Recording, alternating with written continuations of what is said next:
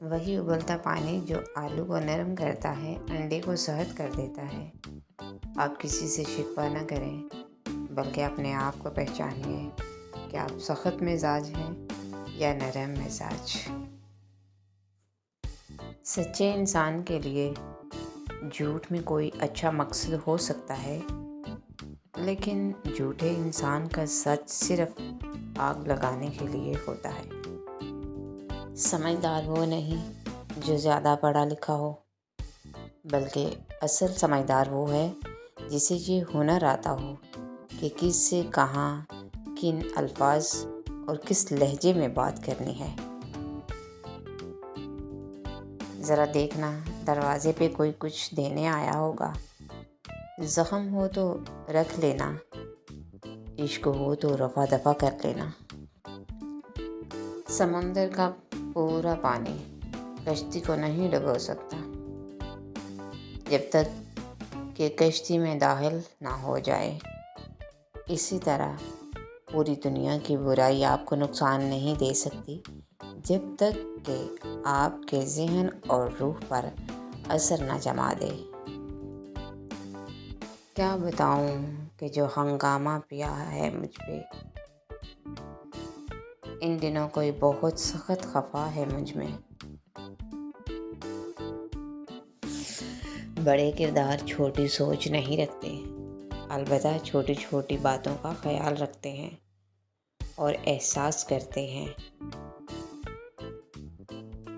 محفل تھی دعاؤں کی، سو میں نے بھی ایک دعا مانگی، میرے اپنے سدا خوش رہیں، میرے اپنے سدا خوش رہیں، میرے ساتھ بھی اور میرے بعد بھی۔ انسانیت وہاں دم توڑ دیتی ہے جب ایک انسان کی مصیبت دوسرے لوگوں کے لیے تماشا بن جاتی ہے۔ ایک ایسا بیگ مت خریدیں جو 10,000 کا ہو اور اس کے اندر کچھ بھی نہ ہو۔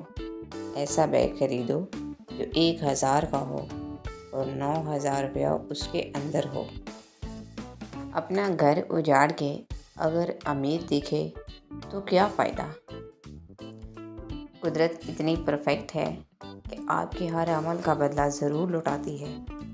سکون فراہم کیجیے، یہ لوٹ کر آپ کے پاس آ جائے گا۔ کسی کی آنکھ میں آنسوؤں کا سبب ہیں تو بھی انتظار کیجیے۔ زندگی پھر میری دہلیز پہ آ بیٹھی ہے، اس کا مطلب ہے کہ اس بار بھی مرنا ہوگا۔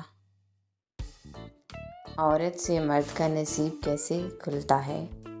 نبی صلی اللہ علیہ وآلہ وسلم کا فرمان ہے۔ حضرت انس رضی اللہ تعالیٰ عنہ حضور اقدس صلی اللہ علیہ وآلہ وسلم کا فرمان نقل کرتے ہیں۔ آپ صلی اللہ علیہ وآلہ وسلم نے فرمایا، جس شخص کو اللہ تعالیٰ نے ایک نیک عورت کی توفیق عطا فرما دی تو بے شک اللہ نے اس کے نصف ایمان مکمل ہونے میں مدد فرما دی، اور باقی نصف میں اس کو اللہ سے ڈرتے رہنا چاہیے۔ جو شخص ہمیشہ نکتہ چینی کے موڈ میں رہتا ہے اور دوسروں کے نقص نکالتا رہتا ہے، وہ اپنے آپ میں تبدیلی کی صلاحیت سے محروم ہو جاتا ہے۔